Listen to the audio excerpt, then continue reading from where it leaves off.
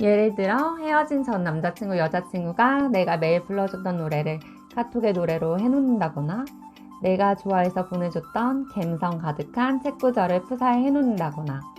아니, 누가 봐도 나 보라고 해놓은 사진인데 연락을 해야 하나 말아야 하나. 진짜 원래 이런 사람 아니었는데, 원래는 이런 사진을 해놓는 사람이 아니었는데, 매달리고 매달려도 그렇게 붙잡히지도 않더니만 며칠 지나지도 않아서 저런 행동을 한 이유는. 안녕하세요, 헬로 열매의 열매입니다. 헤어진 전 여자친구, 남자친구 카톡에 갑자기 나와의 추억 가득한 사진이 올라온다? 어떻게 마음이 흔들리지 않을 수가 있겠어요? 헤어진 여자친구, 남자친구의 카톡 푸사나 인스타에 큰 의미 부여를 하지 말라고 했지만 진짜 그게 마음처럼 되지 않잖아요. 아니, 정말 세상 다시는 안 볼 것처럼 단호하게 이별 통보하고서 매달리고 매달려도 그렇게 붙잡히지도 않더니만, 도대체 며칠 지나지도 않아서 대체 왜 때문에 그러는 걸까요? 그 심리가 대체 뭘까요? 오늘은 많은 분들이 가장 궁금해하시는 질문, 전 남자친구, 여자친구는 대체 SNS에 왜 때문에 저와 관련된 사진들을 올리는 건지 에 대해서 이야기해 보려고 합니다. 예를 들어 헤어진 전 남자친구, 여자친구가 내가 매일 불러줬던 노래를 카톡에 노래로 해놓는다거나, 내가 좋아해서 보내줬던 감성 가득한 책 구절을 푸사에 해놓는다거나. 진짜 원래 이런 사람이 아니었는데, 원래는 이런 사진을 해놓는 사람이 진짜 아니었는데, 많고 많은 노래 중에 그 사진 중에 왜 하필 SNS에 정말 다양한 모양과 색깔로 미련이 남는 티를 팍팍 내는 전 여자친구, 남자친구가 있어요. 의미 부여하면 안 된다고 하지만 하루 종일 헤어진 전 연인 생각만 나고, 일도 안 되고 공부도 안 되고, 이렇게 제 유튜브를 보면서 재회를 원하는 우리가 어떻게 이걸 보고 그냥 지나치겠어요? 누가 봐도 나 보라고 해놓은 사진인데 연락을 해야 하나? 말아야 하나? 연락을 하려고 하면 헤어질 때 냉정하고 단호했던 그 모습이 떠올라서 선뜻 연락도 못하겠고, 헛다리일 수도 있고, 그렇다고 외면하기에는 분명 상대방도 나한테 미련이 있는 것 같고. 그래서 저한테 많은 분들이 물어보시면 저는 이렇게 말씀을 드리겠죠. 저는 이런 경우에 여러분들이 당연히 마음이 흔들리지 않았으면 좋겠습니다. 아니, 열매님, 진짜 열매님이라면 이런 상황이 안 흔들릴 수가 있겠어요? 맞아요. 저라도 멘탈 잡고 또 잡아도 도저히 흔들리지 않을 수는 없을 것 같아요. 그럼에도 제가 항상 말씀드리잖아요. 사랑은 절대 우리를 헷갈리게 하지 않아요. 고민하게 하지 않습니다. 정말 우리와의 만남이 간절했다면 그렇게 우리 마음을 떠보고 우리 마음에 오만 가지 고민을 하게 만드는 사진을 올리지 못했을 거예요. 상대방이 처음 우리와 사귈 때, 우리가 좋다고 했을 때 우리를 헷갈리게 했었나요? 그때 우리가 상대방 마음에 확신이 안 서서 고민을 했었나요? 아니죠. 그때는 상대방 마음이 너무 잘 보이고 고민할 필요도 없이 그 마음이 너무 간단했었죠. 오히려 그럴 시간에 우리한테 연락이 왔겠죠? 그래서 다시 말하면 상대방이 푸사를 바꾸거나 인스타에 추억 있는 사진을 올리는 건 그 순간에 센치한 자기 감정 상태를 표현하는 거고, 그 사람도 우리와 함께 사랑을 했으니까, 어쨌든 헤어짐의 아픔을 똑같이 겪고 있으니까, 물론 우리가 상대방을 지금 잡으면 잡힐 확률도 있어요. 아마 먼저 감정적으로 헤어지자고 통보해본 경험이 있는 사람이라면 알 거예요. 막상 헤어지고 나니까 그 다음날부터, 아니 헤어진 그날 새벽부터 참을 수 없이 상대가 너무 그립고 힘들 때가 많잖아요. 그래서 어떤 분들은 다음날 먼저 잡는 경우도 있고. 왜냐면 여러분도 경험해 보셔서 아시겠지만 이별이라는 게 막상 상상하는 거랑 그게 또 현실이 되어서 경험하는 건 진짜 다르잖아요. 상대도 나도 사람은 언제든 잘못된 판단을 할 수 있는 불완전한 존재니까요. 특히 회피성 성향이 있는 사람이었다면 더 그럴 거예요. 사귀는 동안에는 매번 싸우는 게 너무 힘드니까 먼저 마음 정리하기 시작했겠죠? 사람 마음이 생각한 대로 되는 게 아니잖아요. 그래서 막상 헤어지고 나니까 이별 후가 더 힘들다는 걸 경험하고 내가 얼마나 이 사람을 좋아했는지를 깨닫는 그런 과정을 겪을 때가 있어요. 물론 지금 상대도 그런 과정을 겪고 있는 때일 수도 있겠죠. 그래서 SNS에 누가 봐도 빼박 우리를 저격하는 사진들을 올리는 걸 수도 있어요. 분명한 건 정말 지금은 딱 그 정도의 마음인 거라는 거예요. 아마 헤어진 전 남자친구, 여자친구가 추억이 팍팍 담긴 사진들을 올리면 대체 연락을 해야 하나? 말아야 하나? 주변 친구들한테 물어보는 사람들이 많을 거예요. 그런데 이것도 또 사람마다 생각이 달라요. 아마 대답은 반반이겠죠? 야, 이런 사진은 당연히 의미 부여해도 되지. 지금 연락해봐. 제일 각이네. 야, 딱 그 정도의 마음이었던 거야. 제가 지금까지 말씀을 드렸는데도 여전히 헷갈리시는 분들, 고민하고 계시는 분들이 너무 많아요. 그래서 제가 다시 한번 딱 제 의견을 정리해 보겠습니다. 세상에 어떠한 것도 정해진 답은 없어요.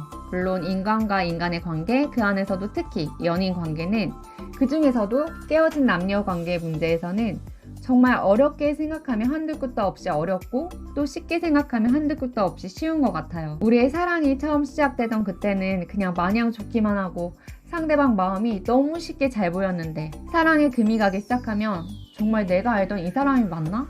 매일같이 아침을 함께 시작하고 저녁을 마무리하던 나랑 가장 가까운 사람이었는데 그 사람 속을 도무지 알 수 없을 때가 많아요. 지금 상대가 의미 부여할 만한 SNS 사진을 올려서 흔들흔들하는 여러분들에게 제가 일단 추천하는 건 지금은 연락하지 않는 거예요. 계속해서 말하지만 정말 제외하고 싶을 정도로 간절했다면 상대는 당연히 우리가 고민할 필요도 없이 먼저 연락할 거예요. 제 전 남자친구, 여자친구는 자존심이 엄청 센 사람이었다고요?